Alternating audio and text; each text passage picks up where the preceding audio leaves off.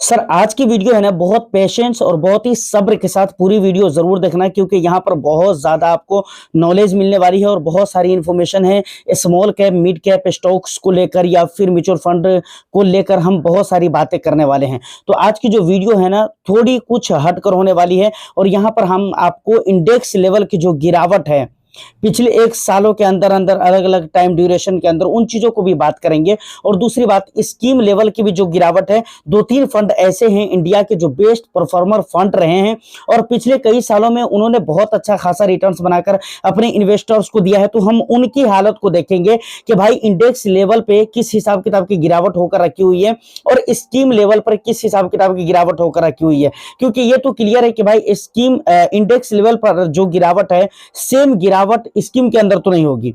Index level पर गिरावट होगी वो कम होगी और स्कीम लेवल पर गिरावट ज्यादा भी हो सकती है और ये पॉसिबल है। तो उन चीजों को हम देखने की कोशिश करेंगे और क्या मिला हमें पिछले 1 ईयर 2 ईयर्स में और आगे क्या चांसेस हैं।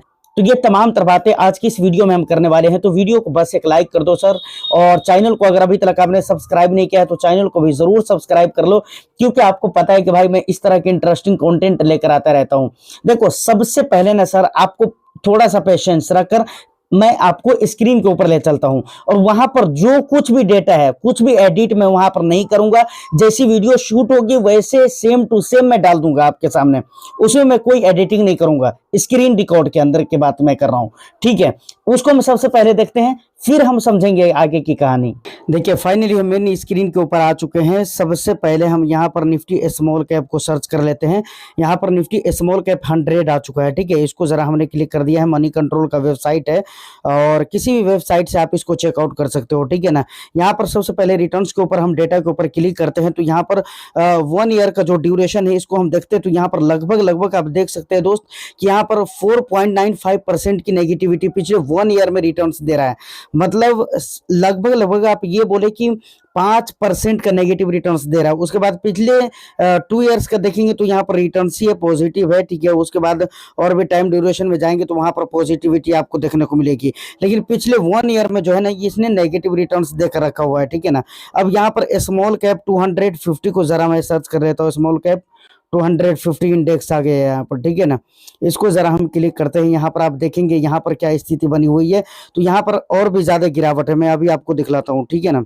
पिछले 1 ईयर में देखेंगे तो लगभग 6.5% की गिरावट यहाँ पर दर्ज की गई है। निफ्टी सॉरी स्मॉल कैप 250 जो कि इंडेक्स है। अब यहाँ पर आप ये मानकर चलो कि भाई इस इंडेक्स को फॉलो करने वाले जो भी फंड होंगे वो इसी हिसाब किताब से गिरे होंगे और वहां फंड के अंदर स्कीम के अंदर अलग अलग स्कीम के अंदर गिरावट इससे ज्यादा होगी। पिछले 1 ईयर की गिरावट यहाँ पर 6.5% के आसपास है। तो इसका यह मतलब बिल्कुल नहीं है कि वहां पर भी 6.5% की ही गिरावट होगी। वहां पर परसेंटेज वाइज ज्यादा गिरावट होगी स्कीम वाइज, अलग अलग स्कीम में। उसके बाद 2 ईयर्स का रिटर्न्स देखेंगे, 2 ईयर्स का देखेंगे तो यहाँ पर रिटर्न्स ही बनकर रखा हुआ है 3 ईयर्स। और उसके बाद 5 ईयर्स में देखेंगे तो हर जगह पे लगभग आपको रिटर्न्स ही शो कर रहे हैं, ठीक है। पिछले 1 ईयर में ये स्थिति बनी हुई है। उसके बाद जरा अगर हम मिड कैप को देखें ना तो यहाँ पर निफ्टी मिड कैप जो कि 100 की शक्ल में आएगा, निफ्टी मिड कैप 100 आ गया है। आप देख सकते हो भाई यहाँ पर पिछले दिन में भी गिरावट हुई और पिछले 1 ईयर का अगर डेटा हम चेक करें तो भाई पिछले 1 ईयर में 0.05% की पॉजिटिविटी है। लगभग आप मतलब लगभग आप 0.25% की पॉजिटिविटी आप यहाँ पर देख सकते हो पिछले 1 ईयर में। मतलब कुछ भी रिटर्न्स नहीं मिला है स्मॉल कैप और मिड कैप के अंदर। 2 ईयर्स में देखेंगे तो यहाँ पर रिजल्ट अलग आपको देखने को मिल जाएगा, जो कि आप यहाँ पर रीड कर सकते हैं। 44.60% का रिटर्न है। उसके बाद पिछले 3 ईयर्स में देखेंगे 92% का रिटर्न और पिछले 5 ईयर्स में देखेंगे 250.88% का रिटर्न्स यहाँ पर देकर रखा हुआ है, ठीक है। तो खैर ये आप समझे कि पिछले 1 ईयर में तो भाई कुछ भी रिटर्न्स नहीं मिला है। ये जो रिटर्न्स हम देख रहे थे ना, नेगेटिविटी या पॉजिटिविटी जो कुछ भी कहिए कि हम देख रहे थे वो इंडेक्स लेवल पर देख रहे थे। अब जरा हम 3 ऐसे म्यूचुअल फंड जो इंडिया का बहुत ही बेस्ट परफॉर्मर म्यूचुअल फंड रहा है और अपने इन्वेस्टर्स को पिछले कई सालों में बहुत अच्छा खासा रिटर्न्स बनाकर दिया है, उनमें से 2 फंड तो बहुत ही पुराना फंड है, ठीक है। सबसे पहले और एक फंड ऐसा है जो हाल फिलहाल में बहुत अच्छा कर रहा है, लेकिन उसकी हालत बहुत खराब है, वो मैं आपको दिखलाता हूँ लास्ट में। सबसे पहले इंडिया का नंबर 1 फंड एवीएम के हिसाब से, रिटर्न्स के हिसाब से, हर हिसाब से देखे तो Nippon India small cap fund is good fund. लेकिन अगर फिलहाल में इसकी स्थिति अगर आप देखोगे तो मैं आपको दिखलाता हूँ इसका रिटर्न्स, बाकी चीज आज हमें कुछ देखना नहीं है। देखिए शॉर्ट ड्यूरेशन मानकर चलिए, पिछले 1 ईयर पिछले 1 मंथ और 3 मंथ को हम शॉर्ट ड्यूरेशन में ही काउंट करके चलते हैं, ठीक है। पिछले 1 मंथ में देखेंगे तो 1.73% की गिरावट है, और जबकि पिछले 3 मंथ्स में देखेंगे तो 2.71% की गिरावट है, और कैटेगरी एवरेज के जो दूसरे फंड है वहां पर 2.38% की गिरावट है, और पिछले 1 मंथ में देखेंगे तो यहाँ पर 1.99% की गिरावट है, लगभग नहीं बल्कि थोड़ा सा कमी है, ठीक है, 99 है ही है, तो 2% की गिरावट है कैटेगरी एवरेज के फंड में। लेकिन यहाँ पर सिर्फ 0.2% की गिरावट है, लेकिन 3 महीने के टाइम ड्यूरेशन में देखेंगे तो यहाँ पर इस फंड के अंदर ज्यादा गिरावट है, कैटेगरी एवरेज के अंदर कम गिरावट है। पिछले 1 ईयर का रिटर्न्स अगर आप देखोगे सर तो आप यहां पर देख सकते हो 4.64% की नेगेटिविटी दिखला रही है, समझ रहे हैं ना, मतलब ज्यादा गिरा हुआ है ये अपने पेयर्स के कंपैरिजन में, ये फंड ज्यादा गिरा हुआ है। दूसरे स्मॉल कैप जो सेम कैटेगरी के, मतलब सेम स्मॉल कैप है, स्मॉल कैप कैटेगरी के हैं दूसरे जो फंड है वहां पर देखेंगे तो 2.8% की गिरावट है। तो ये स्थिति बनी हुई है निप्पॉन इंडिया की। अब एक फंड आता है SBI small cap fund direct growth, इसको जरा हम देखेंगे तो यहाँ पर मैंने क्लिक कर दिया है। अब मैं आपको दिखलाता हूँ ये फंड किस हिसाब किताब से गिरा हुआ है। पिछले 1 मंथ में देखेंगे तो 2.09% की गिरावट है, जबकि दूसरी जगह पे तो आपने देख ही लिया है कि वो तो सेम ही रहने वाला है, जो कि आपको मैं शुरू में ही दिखला दिया हूँ। 2% की गिरावट है और यहाँ पर 2.09% की गिरावट है, थोड़ी सी ज्यादा है। उसके बाद पिछले 3 मंथ्स में ये फंड कितने परसेंट, 3%, 3.29% की गिरावट दर्ज की है, जबकि कैटेगरी एवरेज ने 2.38% की गिरावट दर्ज की है, ठीक है। पिछले 1 ईयर में देखोगे सर तो लगभग 0.6% की गिरावट है यहाँ पर, बाप रे 0.6%। मैंने आपको कहा ना इंडेक्स लेवल पे जो गिरावट है ना, स्कीम लेवल पे अगर आप उसको देखोगे तो ज्यादा गिरावट नजर आएगी, ठीक है। ये स्थिति बनकर रखी हुई है। उसके बाद एक फंड के बारे में कल के डेट में कमेंट भी आया था, सर इसकी हालत बहुत खराब है, और वो फंड है टाटा स्मॉल कैप फंड। इस पे मैंने क्लिक कर दिया है। यहाँ पर सर अगर आप देखोगे ना तो यहाँ पर बहुत बुरा है यार, गॉड ब्लेस।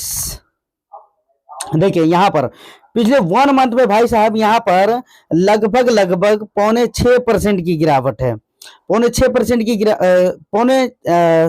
नहीं 0.5% की गिरावट आप इसे मानो, ठीक है ना, 0.5% की गिरावट है, सॉरी।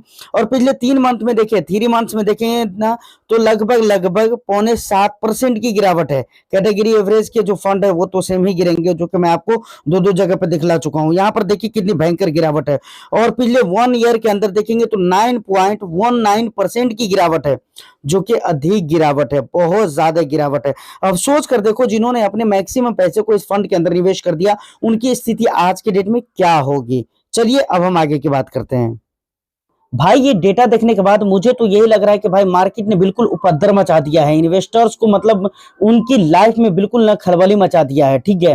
और अब सोच कर देखो कि जिन्होंने टाटा स्मॉल कैप फंड के अंदर अपने ज्यादातर पैसे को निवेश करके रखा होगा, या फिर ये कह लो कि अपने मैक्सिमम कैपिटल्स को जिन्होंने भी स्मॉल कैप कैटेगरी के अंदर निवेश किया होगा, चाहे वो किसी फंड के अंदर हो, तो पिछले 1 ईयर के अंदर उनकी पोर्टफोलियो में गिरावट दिख रही होगी, समझ रहे हैं ना, उनकी पोर्टफोलियो में गिरावट शो कर रही होगी। उनका जो पैसा है वह उनको ऐसा लग रहा होगा कि भाई हमें नुकसान लग रहा है, कई परसेंटेज वाइज कई परसेंट की गिरावटें वहां पर शो हो रही होंगी, वो परेशानी में होंगे।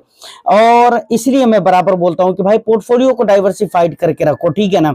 लेकिन CAGR अगर आप देखेंगे कुछ सालों के बाद तो आपको बहुत ज्यादा परेशान करने वाला नजर नहीं आएगा, CAGR वगैरह ठीक ठाक नजर आएगा। पता है क्यों? क्योंकि यहाँ पर 2 चीजें हैं, एक तो रेगुलर अगर आप बने रहते हैं लॉन्ग ड्यूरेशन तक के, तो ये गिरावटें जो अभी चल रही हैं, ये रिटर्न्स जो पिछले 1 ईयर में जो उपद्रव मचा कर रखा हुआ है, ये चीज आपको नजर नहीं आएगी। लेकिन अगर आप शॉर्ट ड्यूरेशन के लिए हो तो यकीनन यहाँ पर बहुत ज्यादा दुख की बात है कि पिछले 1 ईयर में कुछ भी रिटर्न्स नहीं मिला।